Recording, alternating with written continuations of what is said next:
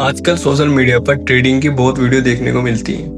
किसी के स्क्रीन पर ग्रीन ग्रीन नंबर्स होते हैं, कोई बोलता है 500 से 5000 बना दिए, और कोई एक चार्ट दिखाकर कहता है कि मार्केट अब ऊपर जाएगा या नीचे। लेकिन प्रॉब्लम ये है कि वीडियोस को देखने के बाद बहुत से लोगों को एक बेसिक चीज़ भी क्लियर नहीं होती।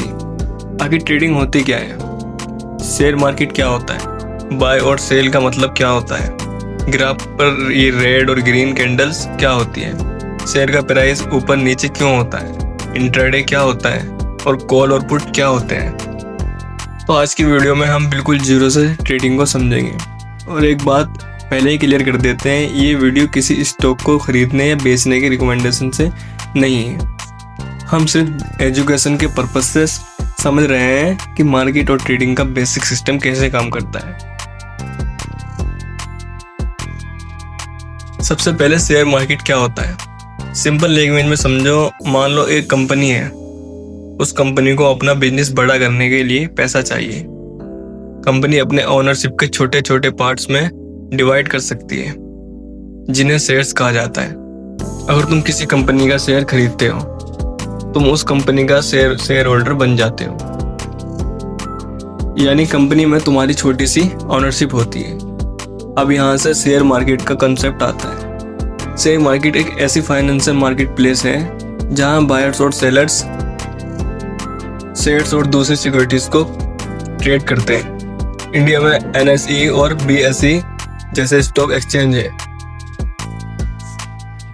अब मान लो तुमने किसी कंपनी का शेयर 100 रुपये पर खरीदा, कुछ टाइम बाद उसकी मार्केट प्राइस 110 हो गई। अगर तुमने 110 पर शेयर बेच दिया तो 10 रुपये का प्राइस डिफरेंस तुम्हारा प्रॉफिट हुआ।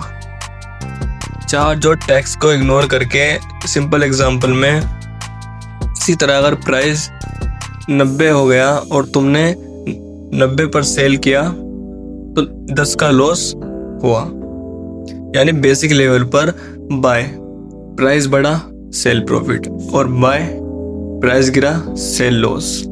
लेकिन ट्रेडिंग सिर्फ इतनी सिंपल नहीं है। मार्केट में प्राइस कब बढ़ेगा और कब गिरेगा यह गारंटेड नहीं होता।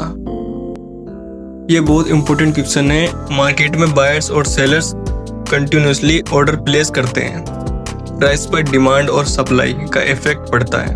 अगर बायर्स किसी प्राइस पर एग्रेसिवली बाय करना चाहते हैं और सेलर्स कंपैरेटिवली कम है तो प्राइस ऊपर मूव कर सकता है, और अगर सेलिंग प्रेशर ज़्यादा हो तो प्राइस नीचे आ सकता है। लेकिन डिमांड सप्लाई के पीछे बहुत सारे फैक्टर्स हो सकते हैं।